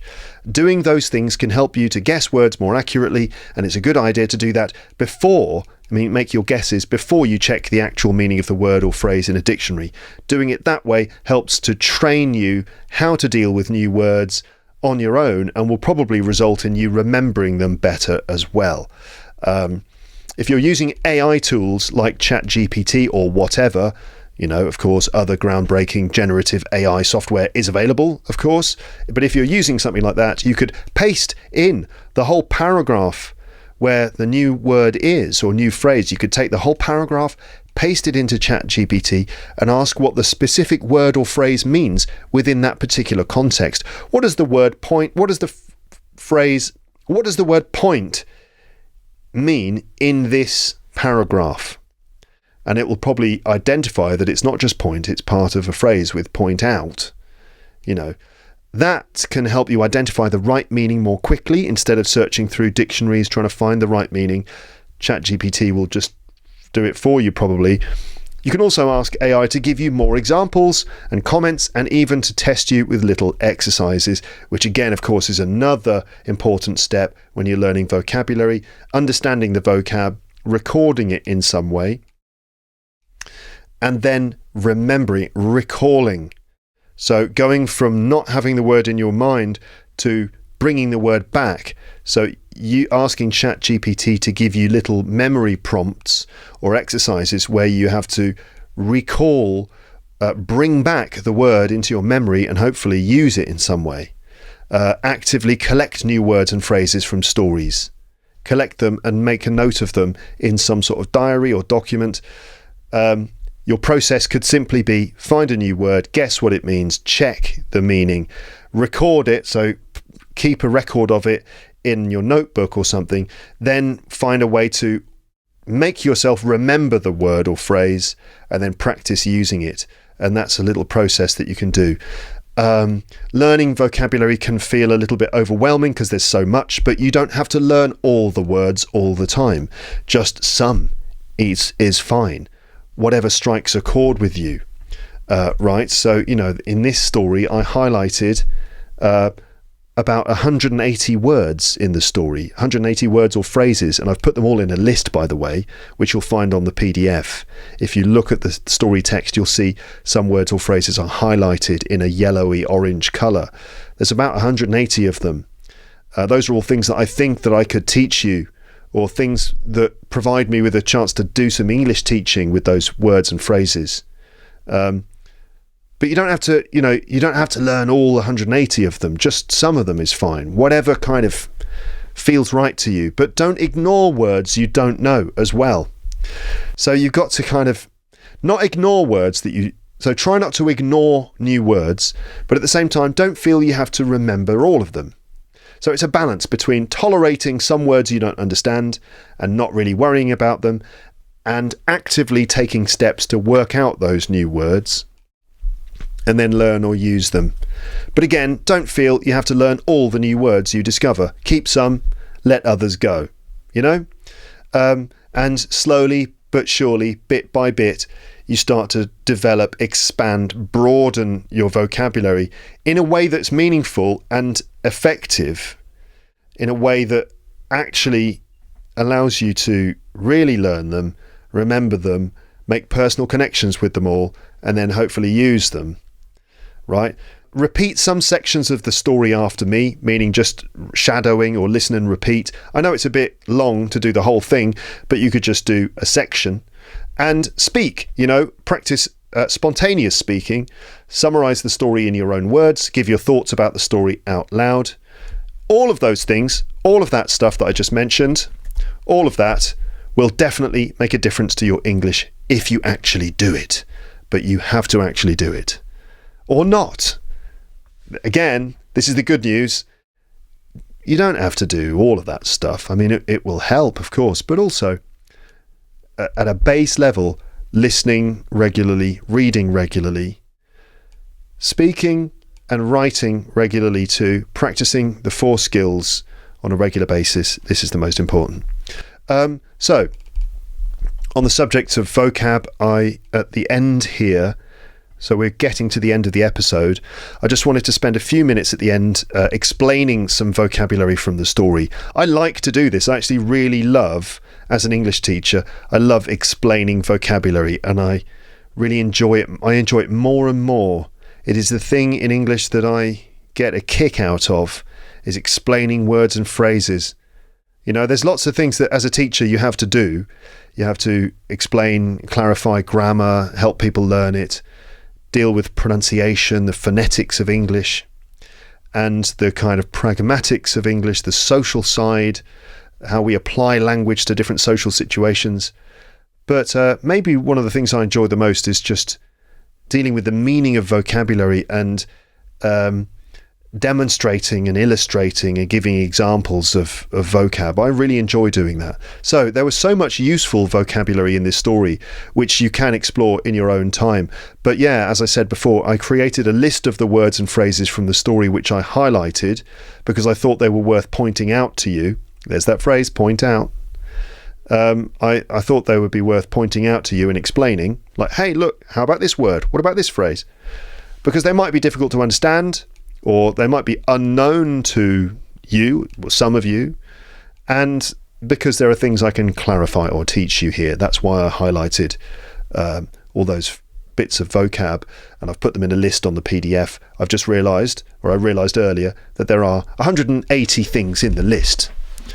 You can see a full list below, and a more detailed version of that list will be available for premium subscribers, by the way. So 180 things. I'll do some words from the story now. So I'm going to go through some of the words from the first part, the first page or two of the story now, and I'll do the rest in an upcoming premium episode. So if you want to get all my vocabulary explanations for the entire story, you'll need to sign up to LEP Premium to get my episode, which will be available soon, if not now, in which I'll go through the story again and explain the rest of the vocabulary, adding various comments and bits of teaching wisdom with my particular set of skills. So sign up to LEP Premium, teacherluke.co.uk/premium. If you don't know how LEP Premium works, rather than me going on about it now, I'll just say go to my website to get the information, teacherluke.co.uk/premium info.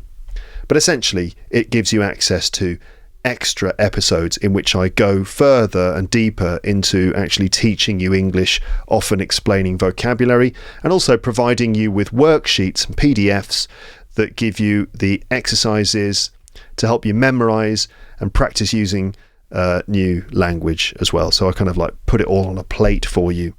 That's LEP Premium. Link in the description. But now let me go through some of the vocabulary from the story, and I'll continue this, as I said, in an episode of LEP Premium. soon.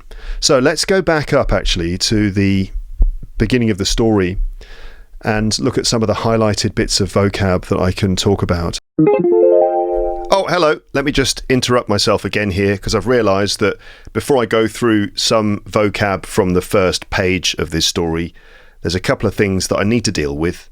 I don't know, to be honest, I can't remember if I've explained the words I'm about to talk about, and that's to will something to happen and your willpower, plus some other uses of the word will. But here's a little diversion into the word will, the word family of the word will. I don't know if I've explained this because I've kind of lost track. This is actually the third day of recording for this episode now, so maybe I've already touched on these words a little bit. But anyway, since the words willpower and the verb to will something to happen are quite central to the story, I thought it was probably a good idea for me to just make sure that this is clarified. And there's definitely stuff I can teach you here. So I'm going to look at the verb will, and there's actually several verbs, the modal verb will and the regular verb will as well. And then a couple of nouns, in fact 3 nouns, will and willpower. And there's also an adjective as well, which is to be willing to do something.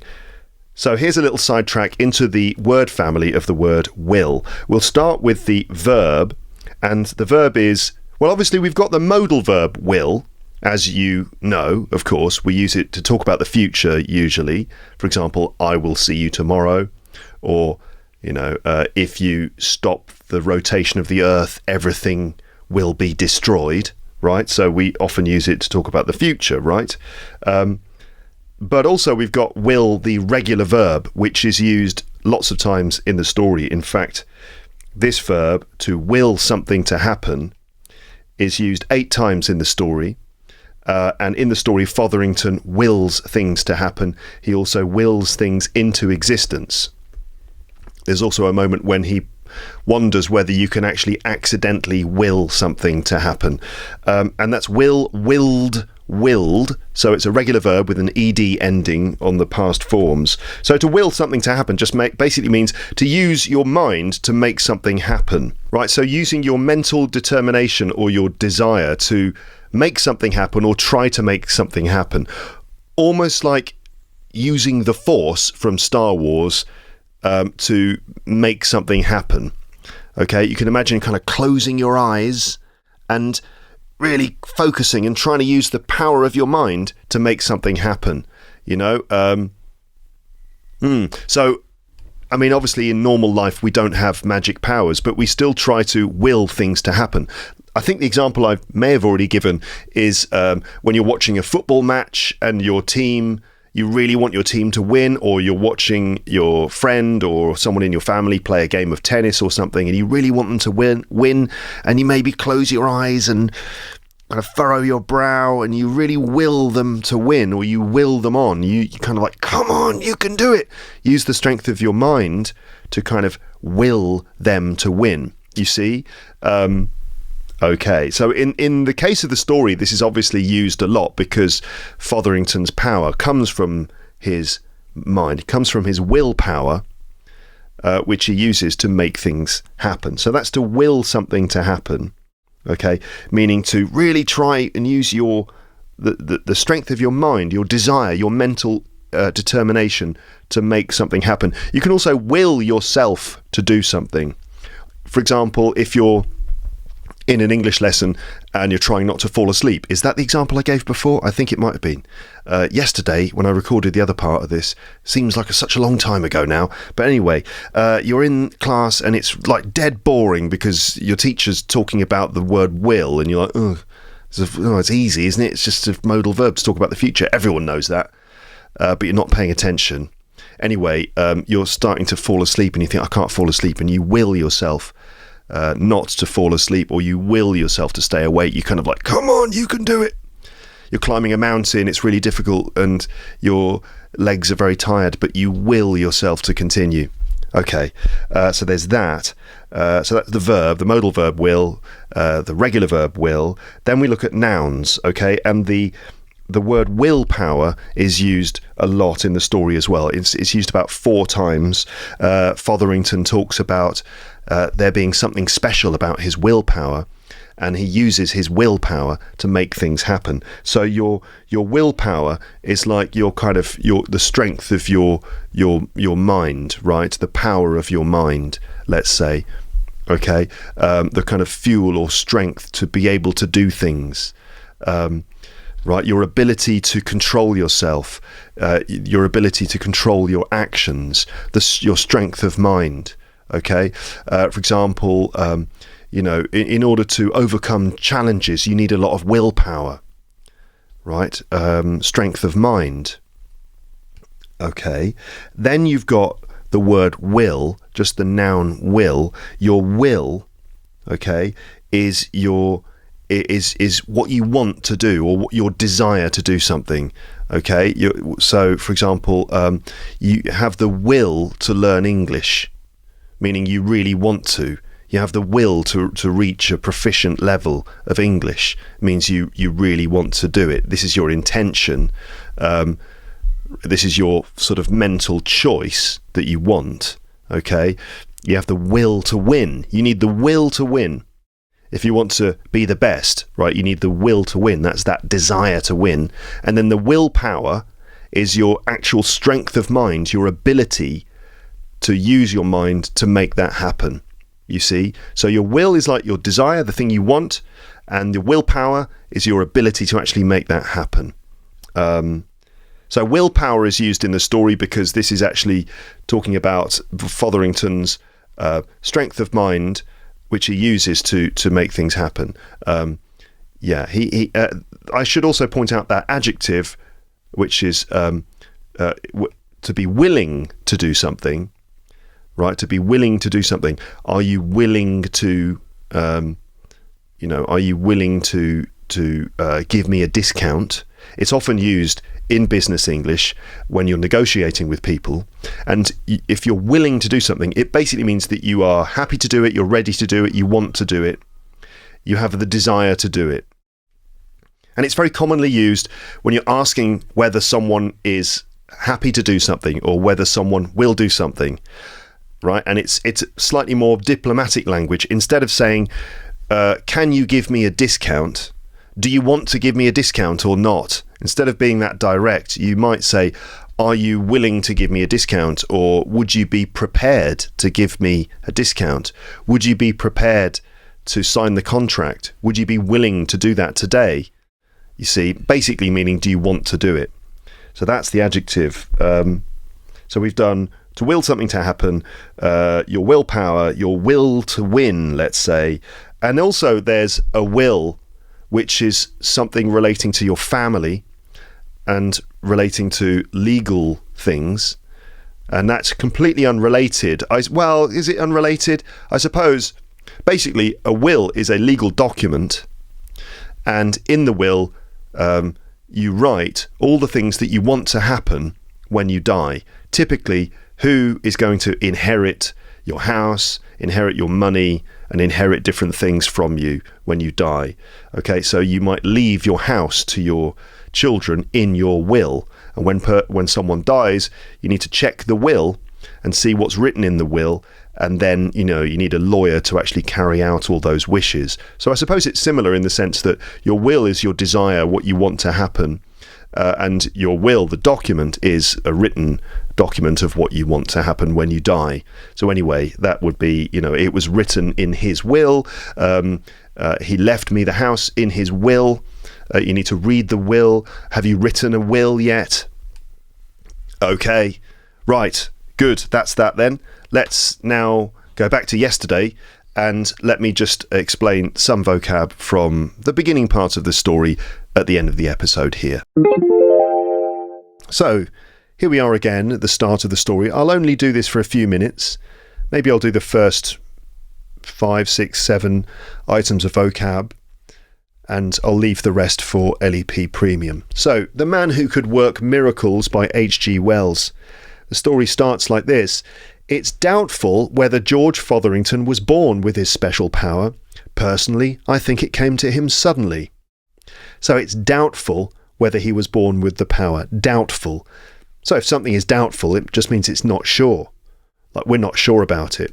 For example, it's doubtful whether, in fact, whether is quite common after the word doubtful. You could say if, it's doubtful if the match will happen tomorrow. It might be cancelled because of the weather, I mean the rain. So it's doubtful, so I'm using the word weather. Weather here as a conjunction, W-H-E-T-H-E-R,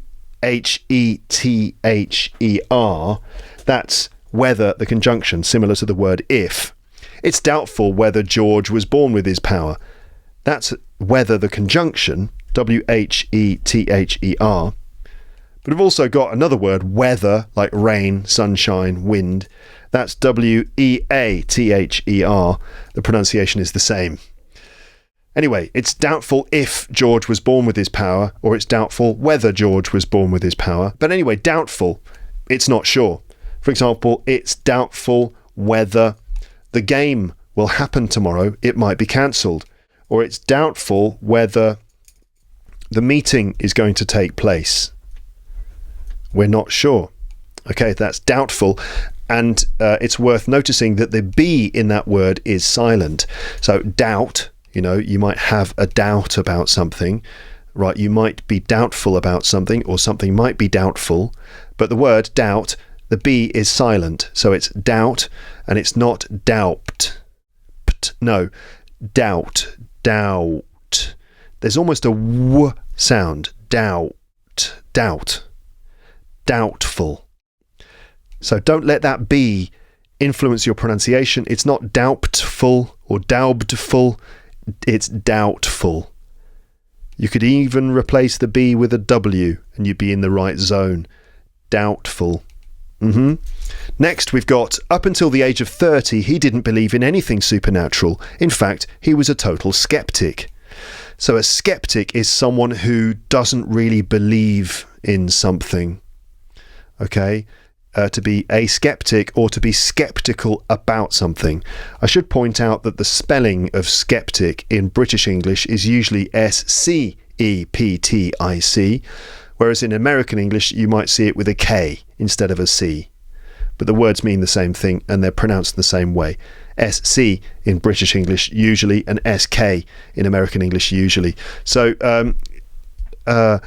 George was a total skeptic, meaning he was skeptical about the supernatural. He didn't believe in supernatural powers. So you can be skeptical about lots of things. It's not just about, supernatural things.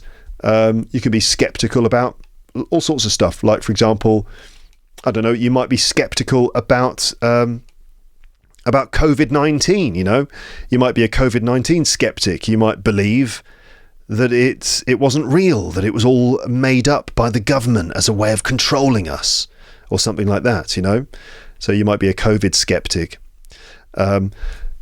Let's continue. Now's probably the best time to describe him. He was a short man with bright reddish hair that stood upright. So this is describing his hair. It was bright reddish hair. So describing the colour, it wasn't just red, but reddish. Now, if we're talking about hair colours, we've got black hair, brown hair, blonde hair, and also ginger hair. But there are different shades of ginger, many, 50 shades of ginger, let's say. And on one end of the scale, you've got like ginger hair, true red hair. But then some hair is kind of like between being really ginger, like a kind of Ron Weasley from Harry Potter. That's like full ginger. Some people, or Ed Sheeran, or Mick Hucknall, or something like that. Some people are just sort of on the spectrum. And so if someone's hair is a bit red, you could say it's reddish. So that suffix ish, I've talked about this lots of times on the podcast because it comes up quite a lot. I don't know if you've noticed that suffix ish, not just in English, right? But what colour is it? It's a kind of a bluish green colour, right? Which means it's kind of blue, sort of blue. We also use it with times. I'll see you about 10ish. The match begins at about 10ish, around about 10 o'clock. Okay? Yeah. So that's ish as a suffix. You add it to the end of words and it means kind of, or around about, or approximately. Often with colours, often with times. Yeah. He had reddish hair and a moustache he liked to twist at the ends. So he liked to take the ends of his moustache and twist them between his fingers. So to twist something, right? So turn it in your fingers. What else do you twist? What else do we twist? What things do we twist? Well, if you have an accident, you might twist your ankle. That's where you twist your foot and you sprain your ankle. You might end up on crutches. You have to go to hospital if you twist your ankle. But otherwise, you twist lots of other things. You could twist a piece of string, make it go round. If you make a cocktail, you'd put a piece of lemon. You'd twist the lemon before you put it in the glass to squeeze out some of the juice. Anyway, he liked to twist his moustache at the ends. So you can imagine the ends of his moustache kind of going up at the ends because he's twisted them with his fingers. Quite a cool look, quite a distinctive look to twist your moustache. Maybe I should start doing that. Maybe I should start twisting up the ends of my moustache. I had a student once from Sweden. When I used to teach English in London, in the summer, we used to get these groups of journalists from Sweden, the Swedish journalists. We used to get Norwegian ones as well, actually.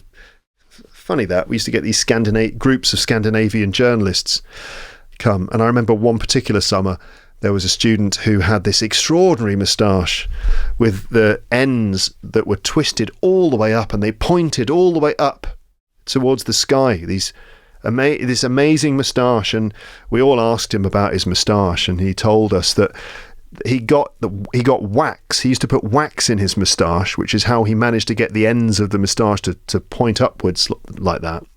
He used to get wax, and he said that the wax that he used for his moustache he bought in a specific shop in London, and he would travel to London, and specifically go to this one shop where he could buy this particular moustache wax.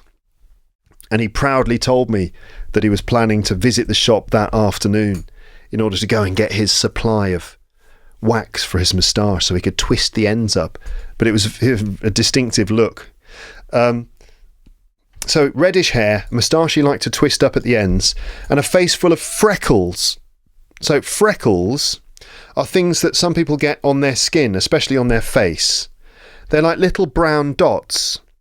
And it's normally people who have fair skin or people who have a fair complexion. Often people with red hair will have a fair complexion, a very light, pale skin, which might be sensitive to sunlight. But often people with that kind of complexion, when they do get exposed to sunlight, sometimes the skin comes out in freckles. They're generally considered to be attractive, but like little brown dots, which it's like a reaction of the skin when there's a certain skin pigment, which is maybe there's like an excess or too much of a certain pigment in the skin. It produces these little brown dots, which are freckles. Okay. Often on the person's nose, they might get freckles like that. Now they're not spots. Spots are red, and they can be a bit embarrassing. Some people consider them to be a bit ugly. When you're a teenager, when we're teenagers, we often get spots on our face because of all the hormones, and it makes us feel embarrassed. Those are spots, but freckles are not spots. They're just like little brown dots, which are cute generally. Yeah. You know what? That's all I'm going to do in terms of vocab explanation. I could go on and deal with the rest. Well, I just did 1, 2, 3, 4, 5 things. Doubtful, skeptic, reddish, to twist something at the ends, and freckles. I'm not going to do the rest of the 175 items in the list because there isn't time now. And yes, if you want more of that kind of thing, if you want to hear me go through the entire story explaining specific bits of vocabulary, then you can do that, but you'll need to sign up to LEP Premium, get your premium subscription. The way it works is you sign up, once you pay like a fairly small number of euros every month. It's like you could buy me a bottle of, what would it be? was going to say a bottle of beer. You could buy me a bottle of beer a month, or maybe two cups of coffee a month. I mean, like the most basic Starbucks, cheapest Starbucks coffee, you could get me maybe 1.5 of them every month for the price of LEP Premium. That's the kind of cost that it is. And when you sign up, you get access to all the premium episodes I've ever done. And there's something like 250 episodes now, all dealing with vocab and some grammar, lots of pronunciation practice and stuff. And you can go to lep.supercast.com, sign in. You can listen to all the episodes there. You also get all the free episodes with no advertising. In the episode show notes, you get links for PDFs and video versions, and you can really easily add your premium subscription, which is all the free episodes and the premium episodes. You can add that episode list to whatever podcast app you use on your phone, like Spotify, Apple Podcasts. You can do that, and then instead of having the free list of LEP on your phone, you've got the premium list on your phone, no advertising, and all the premium content. Is super convenient. You could just go to lep.supercast.com, or the same thing is teacherluke.co.uk/premium if you want to continue with the story and hear the rest of my vocab explanations. So that's more or less the end of this particular episode. I just would like to end with some more questions, again encouraging you to get in touch and express yourself in English in the comments section. So here are some other questions for you to consider. So, does the story have a deeper meaning for you? Did it end in the way that you expected? Did Fotherington why did Fotherington get his power? And does this matter? I mean, to be honest, this is not mentioned in the story, but maybe you've got your own theory. What mistakes did Fotherington make? And you could say he should have done this, he shouldn't have done that. If you discovered you had his power, what would you do? Would you do small things or big things? And what consequences would your actions have, possibly? Does this story teach us a moral lesson? Does it have a moral lesson to teach us? And what is it? And, generally, what does this story mean to you? Does it make you think about any of the things I talked about? Superstitious beliefs, rational scientific thinking, the dangers of unlimited power, human ignorance, artificial intelligence, or anything else? Leave your comments in the comments section. Thank you so much for listening to Luke's English podcast. Tell your friends about the podcast if you love them. If you don't really, then just keep it a secret. Thank you for listening, and I will speak to you again on the podcast before too long. All right. Good. Nice one.